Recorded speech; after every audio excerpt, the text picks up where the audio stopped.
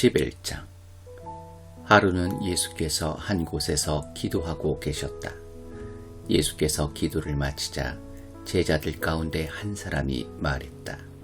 주님, 요한이 자기 제자들에게 한 것처럼 저희에게도 기도를 가르쳐 주십시오. 그러자 예수께서 말씀하셨다. 너희는 기도할 때 이렇게 하여라. 아버지가 어떤 분이신지 드러내소서.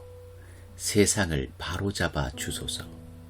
든든한 새끼 식사로 우리가 살아가게 하소서. 아버지께 용서받은 우리가 다른 사람들을 용서하게 하소서. 우리를 우리 자신에게서와 마귀에게서 안전하게 지켜주소서. 예수께서 말씀하셨다. 너희가 한밤중에 친구에게 가서 이렇게 말하면 어떻게 될지 상상해 보아라. 친구여, 내게 빵 3덩이를 빌려주게. 옛 친구가 여행을 하다가 방금 찾아왔는데 내 수중에 아무것도 없네. 친구가 침대에서 대답했다. 귀찮게 굴지 말게. 문도 닫혔고 아이들도 다 자려고 누웠다네. 그러니 내가 일어나 자네에게 아무것도 줄 수가 없네. 그러나 내가 너희에게 말한다. 비록 그가 친구라는 이유로는 일어나지 않더라도 너희가 물러서지 않고 그 자리에 서서 계속 문을 두드려 이웃들을 다 깨운다면 그가 일어나서 무엇이든 필요한 것을 줄 것이다. 내가 하려는 말은 이것이다. 구하여라. 그러면 받을 것이다. 찾아라. 그러면 발견할 것이다. 두드려라. 그러면 문이 열릴 것이다. 하나님과 흥정하지 마라. 솔직하게 말씀드려라.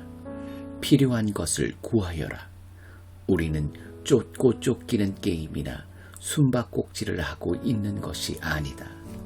너희 어린아들이 생선을 달라고 하는데 살아있는 뱀을 접시에 담아 아이를 무섭게 하겠느냐? 너희 어린 딸이 계란을 달라고 하는데 거미를 주며 아이를 속이겠느냐? 너희가 아무리 악해도 그런 생각은 하지 않을 것이다. 너희도 자기 자식에게는 최소한의 예의를 지킨다. 그렇다면 너희를 사랑으로 잉태하신 아버지께서 너희가 구할 때 성령을 주시지 않겠느냐? 예수께서 어떤 사람을 말 못하게 하는 귀신에게서 구해주셨다. 귀신이 떠나가자 그 사람이 쉴 새 없이 말하는 것을 보고 무리가 깜짝 놀랐다. 그러나 그들 가운데 더러는 빈정대며 말했다. 마술이다. 소매자락에서 마귀의 속임수를 끄집어낸 것이다. 또 어떤 사람은 미심쩍은 태도를 보이면서도 그분이 굉장한 기적으로 자신을 입증해 주기를 바라며 서성댔다. 예수께서 그들의 생각을 아시고 말씀하셨다. 장기간 내전을 벌이는 나라는 황폐해진다. 늘 싸움질하는 가정은 무너지게 마련이다. 사탄이 사탄을 없애면 어느 사탄이 남아나겠느냐? 너희는 내가 귀신들의 왕인 마귀와 한패가 되어 귀신을 쫓아낸다고 비난한다. 그러나 너희가 나를 마귀라고 욕하며 마귀 쫓아내는 마귀라고 부른다면 너희의 귀신 쫓아내는 자들에게도 똑같은 욕이 되지 않겠느냐? 그러나 내가 하나님의 손가락으로 귀신들을 몰아내는 것이라면 하나님 나라가 확실히 여기에 있는 것이다. 강한 사람이 완전 무장하고 자기 집 마당을 지키고 서 있으면 그의 재산은 끄떡없이 안전하다. 그러나 더 강한 사람이 더 강한 무기를 들고 오면 어찌 되겠느냐? 그는 자기 수법에 자기가 당하고 말 것이다.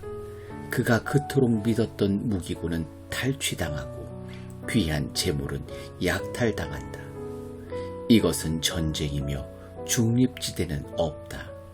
내 편이 아니라면 너희는 내 적이다. 돕지 않으면 방해하는 것이다. 사람에게서 쫓겨난 더러운 귀신은 광야를 이리저리 떠놀며 자기가 들어갈 만한 오아시스, 곧 순진한 영혼을 찾아다닌다. 아무도 찾지 못하면 귀신은 내가 전에 있던 소굴로 돌아가자 하고 말한다. 돌아가 보니 그 사람 안에 쓸고 닦아 깨끗한데 텅 비어 있다. 그래서 귀신은 달려가서 자기보다 더 더러운 귀신을 7이나 끌어모아서는 다 함께 그 사람 안으로 들어가 난장판을 벌인다.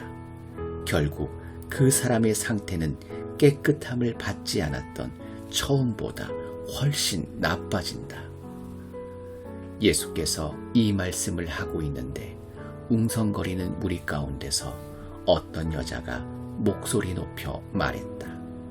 선생님을 뵌 태와 선생님을 먹인 가슴은 복이 있습니다. 예수께서 덧붙이셨다. 하나님의 말씀을 듣고 자기 삶으로 그 말씀을 지키는 사람이 훨씬 더 복이 있다. 무리가 점점 늘어나자 예수께서 화제를 바꾸셨다. 이 세대의 풍조가 다 잘못되었다. 사람마다 증거를 찾고 있으나 엉뚱한 증거를 찾고 있다. 너희는 너희의 호기심을 만족시켜주고 기적에 대한 너희의 욕망을 채워줄 무언가를 찾고 있다. 그러나 너희가 얻게 될 유일한 증거는 요나가 니느웨 사람들에게 준 증거뿐이다. 그것은 전혀 증거처럼 보이지 않는다. 인자와 이 시대는 요나와 니느웨 같다. 심판날에 니느웨 사람들이 일어나 이 세대를 정죄할 증거를 내놓을 것이다. 요나가 설교할 때 그들이 자신들의 삶을 고쳤기 때문이다. 요나보다 더 큰 설교자가 여기 있는데도 너희는 증거를 따지고 있다. 심판날에 시바 여왕이 앞에 나와서 이 세대를 정죄할 증거를 제시할 것이다. 여왕이 지혜로운 솔로몬의 말을 들으려고 먼 땅 끝에서부터 찾아왔기 때문이다. 솔로몬의 지혜보다 더 큰 지혜가 바로 너희 앞에 있는데도 너희는 증거 운운하며 억지를 부리고 있다. 등불을 켜서 서랍 속에 숨겨두는 사람은 아무도 없다. 등불은 단 위에 둔다. 그래야 방에 들어오는 사람들이 그 빛 덕분에 자신이 어디로 가는지 보고 다닐 수 있다. 내 눈은 내 온몸을 밝혀주는 등불이다. 내가 경의와 믿음으로 눈을 크게 뜨고 살면 내 몸은 빛으로 가득해진다. 내가 탐욕과 불신으로 곁눈질하고 살면 내 몸은 음습한 지하실이 된다. 내 몸이 곰팡내나고 어둠침침하게 되지 않으려면 눈을 뜨고 살면서 내 등불이 계속 타오르게 하여라. 빛이 가장 잘 드는 내 방처럼 내 삶에도 늘 빛이 잘 들게 하여라. 예수께서 이 말씀을 마치자 바리새인 하나가 그분을 저녁 식사에 초대했다. 예수께서 그의 집에 들어가 식탁 앞에 앉으셨다. 바리새인은 예수께서 식사 전에 손을 씻지 않는 것을 보고 기분이 언짢았다. 그러자 주님께서 그에게 말씀하셨다. 너희 바리새인들이 햇빛에 반짝일 정도로 컵과 접시 겉에 광을 내는 것을 나는 알고 있다. 그러나 나는 너희 속에 탐욕과 은밀한 악이 득실거리는 것도 알고 있다. 미련한 바리새인들아, 벗을 지으신 분께서 속도 지으시지 않겠느냐. 너희 주머니와 너희 마음 둘 다를 뒤집어서 가난한 사람들에게 후히 베풀어라. 그러면 너희의 그릇과 손뿐 아니라 너희의 삶도 깨끗해질 것이다. 나는 이제 너희라면 지긋지긋하다. 너희 바리새인들아, 사기꾼들아, 너희는 도무지 구제불능이구나. 너희는 꼼꼼히 장부를 적어가며 동전 하나이까지 11조를 내지만 정의와 하나님의 사랑 같은 기본적인 것에서는 용케도 빠져나갈 길을 찾아낸다. 정성스런 장부 정리도 좋지만 기본은 반드시 해야 하는 것이다. 너희 바리새인들아, 사기꾼들아, 너희는 도무지 구제불능이구나. 너희는 교회 식사 때 상석에 앉는 것을 좋아하고 사람들의 화려한 칭찬에 우쭐하는 것을 좋아한다. 사기꾼들아, 너희는 꼭 묘지 표지가 없는 무덤과 같다. 사람들은 깔끔하게 정리된 잔디를 밟고 다니지만 그 2미터 아래 땅속은 온통 썩고 부패한 것을 알 턱이 없다.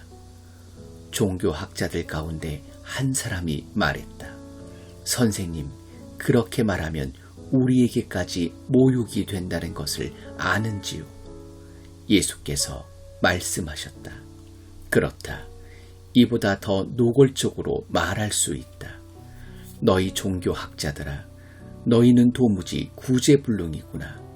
너희는 사람들에게 온갖 규칙과 규정의 짐을 잔뜩 지워서 그야말로 등골이 휘어지게 하면서 도와주려고 손가락 하나 까딱하지 않는다. 너희는 도무지 구제불능이구나.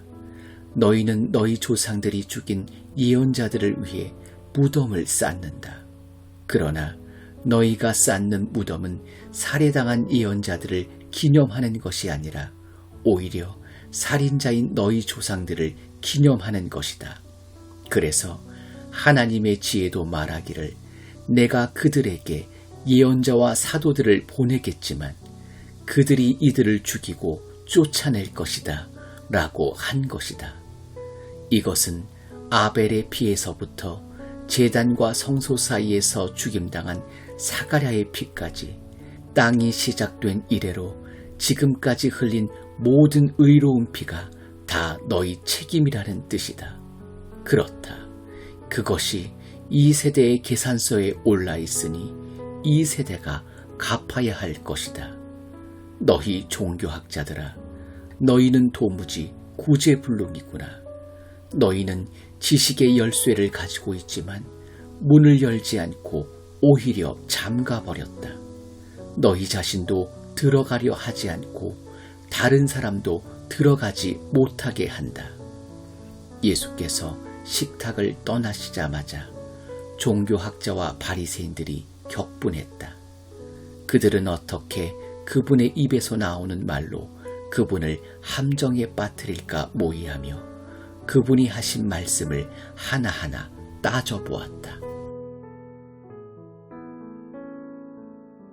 12장. 어느새 무리가 수천 명으로 엄청나게 늘어나 서로 발에 밟힐 지경이 되었다. 그러나 예수의 1차적인 관심은 제자들에게 있었다. 예수께서 제자들에게 말씀하셨다. 바리새인들의 거칠애에 더럽혀지지 않도록 주의하여라. 너희는 자신의 참자아를 영원히 감춰둘 수 없다. 머지않아 본 모습이 드러나게 되어 있다. 너희는 종교의 가면 뒤에 영원히 숨을 수 없다. 머지않아 가면이 벗겨지고 진짜 얼굴이 드러날 것이다. 너희가 은밀한 데서는 이렇게 속삭이고 사람들 앞에서는 그와 정반대로 전할 수 없다. 너희가 속삭이며 한 말을 온 동네에 대고 다시 말할 날이 올 것이다. 나의 사랑하는 친구인 너희에게 말한다. 종교 불량배들이 허세를 부리며 위협한다고 해서 침묵하거나 진실함을 잃어서는 안 된다. 물론 그들이 너희를 죽일 수는 있겠지만 그 후에 너희를 어찌할 수 있겠느냐. 그들이 너희 존재의 중심인 너희 영혼에 할 수 있는 일이란 아무것도 없다. 너희는 너희 삶 전체, 몸과 영혼을 그 손에 붙잡고 계시는 하나님만 두려워하면 된다. 애완용 카나리아 두세 마리의 값이 얼마더냐? 푼돈이 아니냐? 그러나 하나님은 한 마리라도 절대 그냥 지나치지 않으신다. 그분께서 너희에게는 더 정성을 쏟으신다.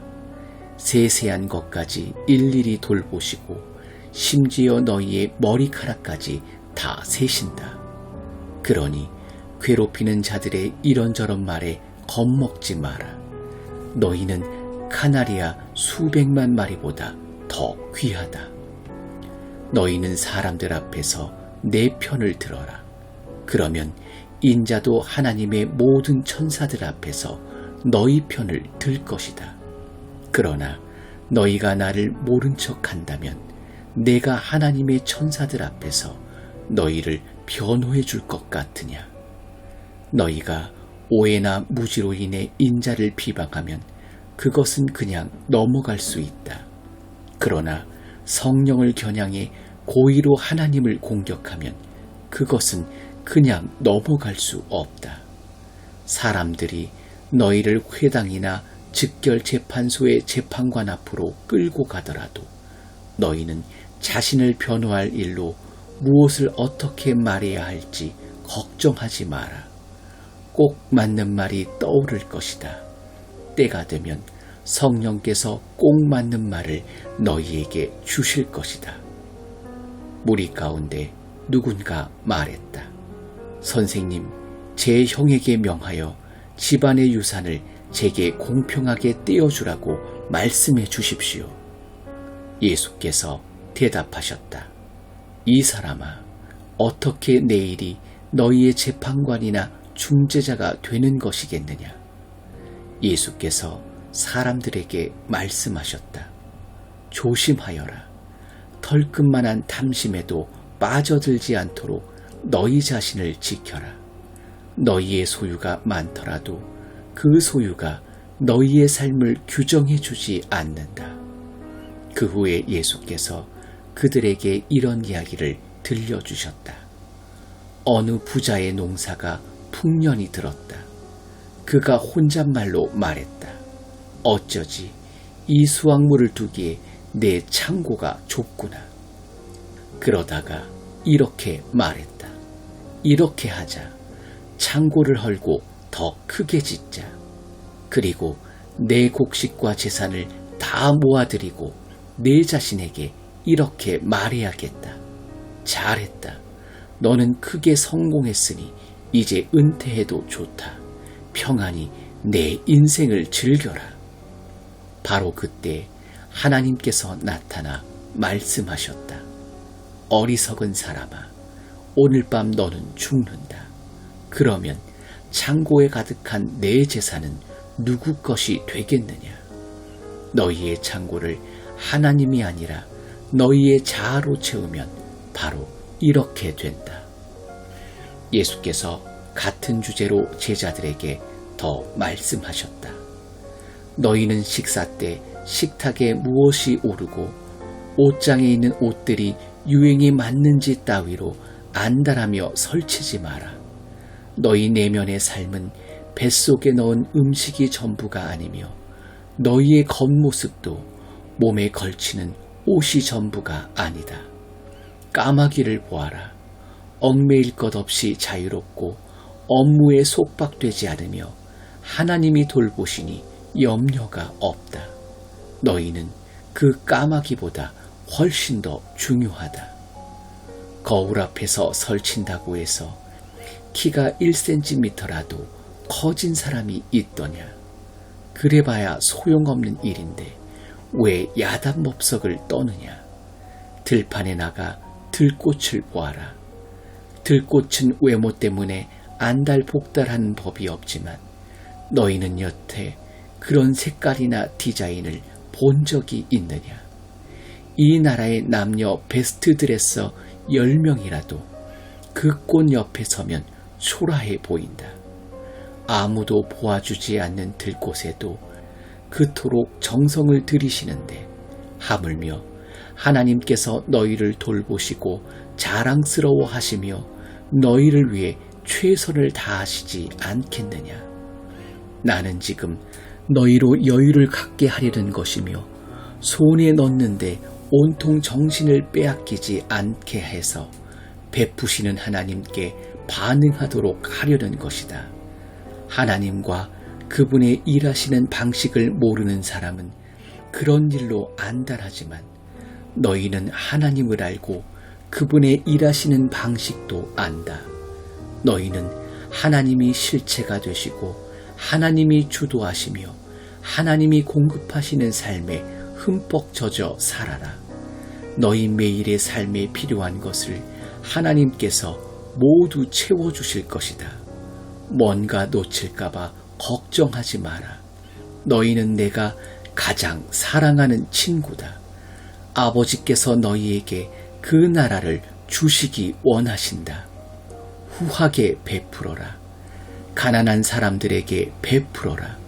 파산하지 않는 은행, 강도가 침입할 수 없고 횡령의 위험이 없는 하늘은행, 신뢰할 수 있는 은행과 거래하여라.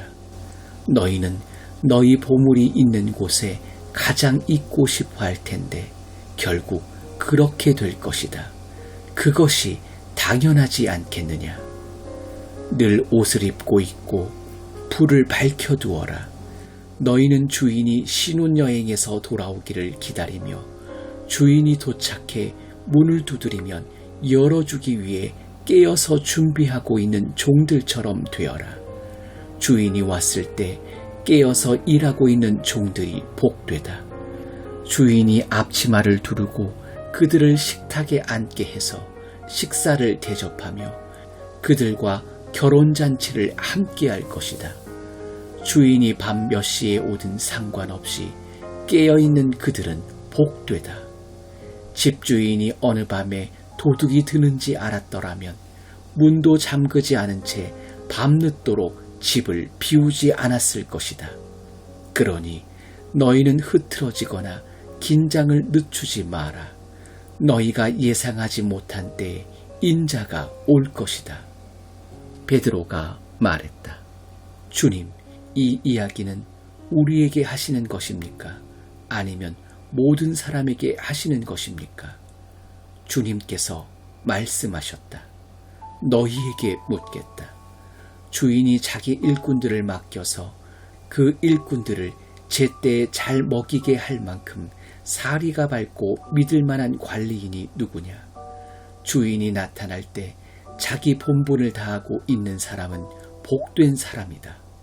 그러나 관리인이 주인이 더디 온다 생각하고는 일꾼들을 학대하고 친구들을 불러 모아 파티를 벌여 술에 취한다면 생각지도 못한 때에 주인이 돌아와서 그를 호되게 매질하고 부엌으로 돌려보내 감자 껍질을 벗기게 할 것이다. 주인이 무엇을 원하는지 알고도 무시하거나 건방지게 자기 마음대로 하는 종은 흠씬 두들겨 맞을 것이다.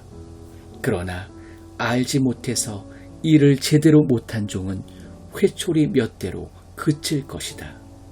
선물이 크면 책임도 그만큼 큰 법이다. 더 큰 선물에는 더 큰 책임이 따른다. 나는 이 땅에 불을 지르러 왔다. 바로 지금 이 땅이 활활 불타고 있다면 얼마나 좋겠는가. 나는 모든 것을 바꾸고 모든 것을 제대로 뒤집으려고 왔다. 이 일을 이루기를 내가 얼마나 기다렸던가. 너희는 내가 모든 것을 순탄하고 무난하게 만들려고 온 줄 아느냐? 아니다. 나는 분열과 대립을 일으키러 왔다. 이제부터는 한 집에 5 식구가 있으면 3 사람이 2 사람과 맞서고 2 사람이 3 사람과 맞서고 아버지가 아들과 맞서고 아들이 아버지와 맞서고 어머니가 딸과 맞서고 딸이 어머니와 맞서고 시어머니가 며느리와 맞서고 며느리가 시어머니와 맞설 것이다. 예수께서 무리를 향해 말씀하셨다. 구름이 서쪽에서 오는 것을 보면 너희는 큰 비가 오겠다고 하는데 그 말이 맞다. 또 바람이 남쪽에서 불면 오늘은 덥겠다고 하는데 그 말도 맞다. 사기꾼들아, 너희가 날씨의 변화는 읽을 줄 알면서 지금 우리에게 임한 하나님의 계절의 변화는 왜 읽을 줄 모르느냐? 너희가 반드시 천재가 되어야만 이런 일을 알 수 있는 것은 아니다. 그저 사리 분별만 제대로 해도 된다. 가령 법정으로 끌려갈 때 너희는 너희를 고소한 자와 도중에 타협하기로 결심할 것이다. 사건이 재판정에게까지 가면 감옥에 갇히고 한 푼도 남김없이 벌금을 내야 할 것을 너희가 알기 때문이다. 내가 너희에게 요구하는 것은 바로 그런 결심.